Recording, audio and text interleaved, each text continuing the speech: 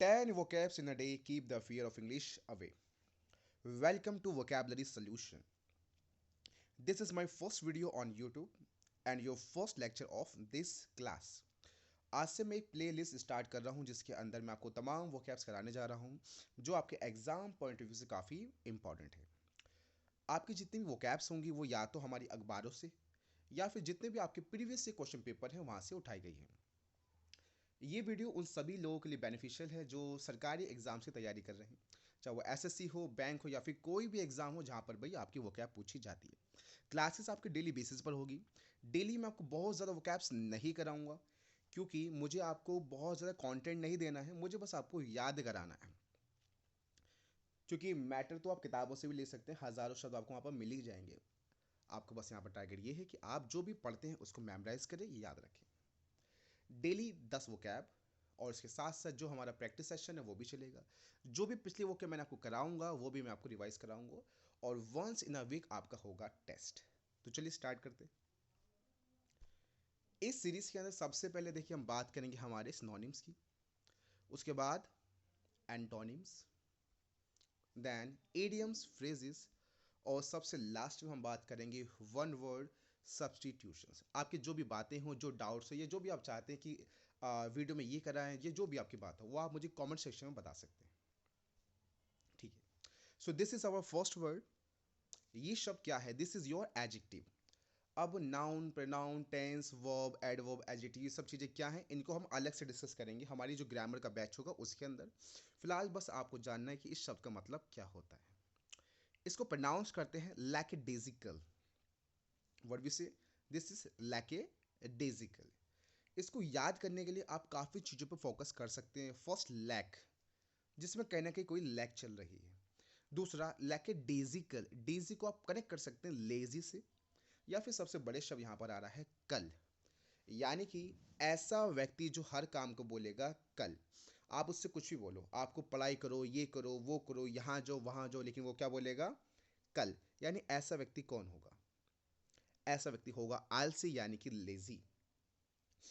Lacking enthusiasm and determination, आप बोल सकते हैं carelessly lazy. So I hope you are not lackadaisical. Next word, boorish. To remember this word you need to focus on बुरी। अब सामने दिख ही रहा है बुरी का मतलब क्या होता है, जो थोड़ा रूड हो, जिसका व्यवहार थोड़ा अच्छा ना हो। आप बोल सकते हैं बैड मैनर्ड, अनसिविलाइज्ड या फिर रूड। ये शब्द आपको हमेशा के लिए याद होने वाला है। It is pronounced as perpetrator. Perpetrator, you need to focus on पापे। थोड़ी देर के लिए इसको प्रोनाउंस ऐसे बोलो कि दिस इज पापी, पापी ट्रेटर। पापी का मतलब क्या होता है? अपराधी, जिसने कोई दोष किया हो, तो वही इसका मतलब है। ऑफेंडर या फिर कल्प्रिट। बसल, बस्टल नहीं बोलेंगे, it is bustle and you need to focus on bus. इसको ऐसे याद करो कि अक्सर मैंने भी देखा है जब कभी बस वगैरह आती है, जितनी पैसेंजर्स होते हैं हमारे, तो बस में चढ़ने के लिए बहुत ज़्यादा जल्दबाजी करते हैं।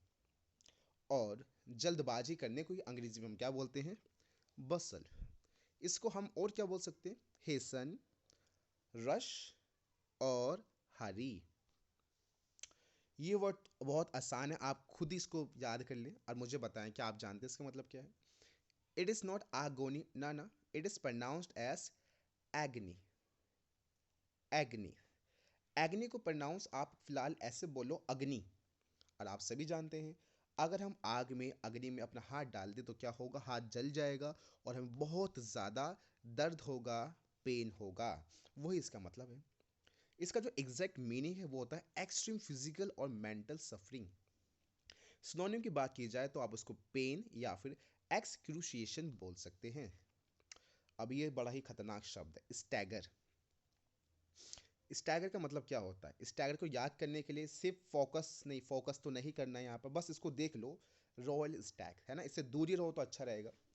अगर किसी व्यक्ति को हम इस पूरी बोतल को पिला दें तो क्या होगा? तो बेशक वो थोड़ा सा लड़खड़ा के चलेगा। लड़खड़ा के चलने को ही अंग्रेजी में कहा जाता है स्टैगर। इसके दो अर्थ हैं, या तो लड़खड़ा के चलना या फिर हेजिटेट होना यानी हिचकना। इसके सिनोनिम्स होंगे फॉल्टर, हेजिटेट, वेसिलेट या फिर ऑसिलेट। फॉल्टर को याद ऐसे करो ना कि फॉल मतलब गिरना, सिंपल, अगर किसी ने शराब पी है तो गिर गिर के चलेगा। हेजिटेट एक कॉमन वर्ड है तो आपको याद हो ही जाएगा।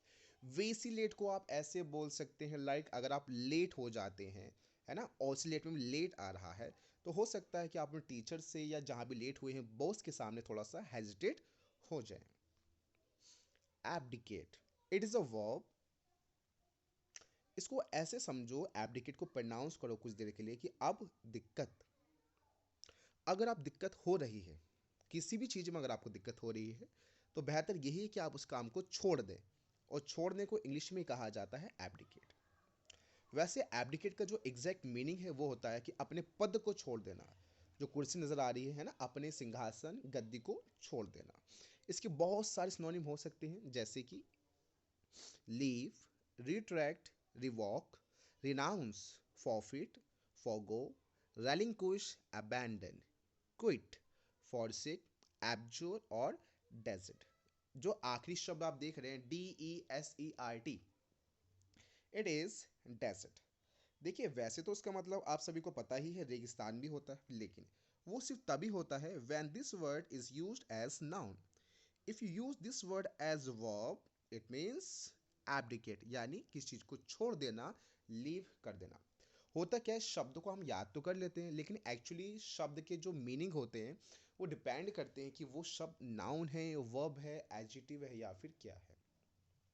जैसे आप सभी, जैसे सामने क्या है, एक चेयर है, कुर्सी है। अगर मैं आपसे पूछूं बताओ CHAIR चेयर का मतलब क्या होता है, तो आप सब मुझसे क्या बोलोगे कि सर इसका मतलब तो कुर्सी होता है, लेकिन चेयर का मतलब डिपेंड करता है कि इसको यूज कैसे किया जा रहा है। अगर आप चेयर शब्द को ही यूज करते हैं ना एज अ नाउन तो उसका मतलब कुर्सी है, लेकिन अगर आप चेयर वर्ड को यूज करते हैं एज अ वर्ब तो उसका मतलब होता है कंडक्ट, यानी कि किसी चीज को संचालित कराना, यानी उसका मतलब बदल जाएगा। तभी मैंने हर शब्द के आगे लिखा है कि वो वी है यानी वर्ब है, एन यानी नाउन है, या एडीजी यानी एडजेक्टिव है, तो आपको वो भी चीज याद रखनी होगी। Abnegation, whenever you find TION shun in the end of any word, it means you are talking about a noun. Ebony को आप ऐसे याद रखो, अब नहीं, अब नहीं, अब नहीं। अगर कोई आपसे बोल रहा है अब नहीं, तो उसका मतलब वो सिंपली आपसे मना कर रहा है, नो कर रहा है। इसका मतलब ही होता है किसी बात को मना कर देना, यानी कि इनकार। आप इसको बोल सकते क्या, डिनायल या फिर रिफ्यूजल। ये बहुत ज़्यादा अच्छा शब्द है। It is palatable, it is palatable. कैसे याद रखोगे, प्लेट और टेबल। देखिए अगर आप प्लेट और टेबल की बात करते हैं तो बेशक आपको एक खाने की तो याद आएगी। मान लीजिए आप खाने का वेट कर रहे हैं, प्लेट टेबल लेकर, टेबल पर बैठकर प्लेट के साथ में, तो बताइए खाना किस प्रकार का होगा कि अगर आप बहुत देर से वेट कर रहे हैं कि मम्मी खाना दे दो या खाना ला दो यार। बेशक वो फूड बहुत ज़्यादा डिलीशियस होगा, टेस्टी होगा, that's why you are waiting for that food. तो आप याद रखना, पैलेटेबल मीन्स डिलीशियस, टेस्टी। ये शब्द को याद करना है लेकिन बहुत ज़्यादा भी याद नहीं करना, नहीं तो दुख हो जाएगा। वोई वोई ऐसा प्रोनाउंस नहीं करने का इसको, इट इज़ वो को आपको याद करना है, वो से। वो छोड़ के जा चुकी है, वो छोड़ के जा चुकी है, तो थोड़ा सा अब दुख है। और इसका अंग्रेजी ही क्या होती है, मतलब हिंदी क्या होती है, दुख यानी कि सोरो। हार्ट ब्रेक को तो आप कहाँ ही भूल पाओगे, वो तो याद ही रहेगा। इसको पढ़ दो डिजेक्शन। डिजेक्शन को याद करो रिजेक्शन से, कि भाई अगर रिजेक्शन हो गया तो बेशक डिजेक्शन भी हो ही जाएगा। क्या मतलब है इसका, वो। जब हम बात करते हैं ना पति पत्नी और वो, तो भाई साहब इंग्लिश में वो का मतलब क्या होता है, दुख। सो बस इस वीडियो में बस इतना ही, थैंक यू सो मच। और अगर आपको वीडियो थोड़ी ठीक ठाक लगी हो या कोई भी इसमें कमी हो तो मुझे कमेंट सेक्शन में बता दीजिएगा। इसको ज़्यादा से ज़्यादा लाइक करो, सब्सक्राइब करो, ताकि मुझे मोटिवेशन मिले आपके लिए ज़्यादा से ज़्यादा वीडियोस बनाने के लिए। वीडियो आपकी रहेगी डेली। चलिए, थैंक यू।